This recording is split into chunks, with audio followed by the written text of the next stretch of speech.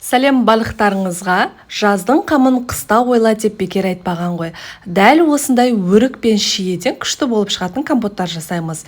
Бізге керегі 3 килограммдай өрік, 1,5 килограммдай шие, 2 апельсин, мята, қант керек.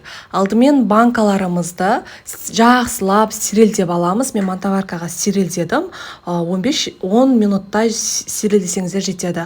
Қайнаған ыстық суымызды дайындап қоямыз. Стерильденген банкілерімізге шиемізді саламыз, өрікті саламыз. Енді бұл жерде қатып қалған заң жоқ. Өздеріңіз қалауларыңыз бойынша қоса бересіздер ғой, көз мөлшерлеп.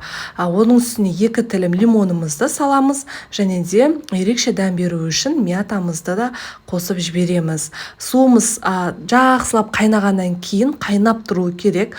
Банкілерімізге осылай құйып шығып, стерильденген крышканы жауып 15-20 минутқа қалдырамыз.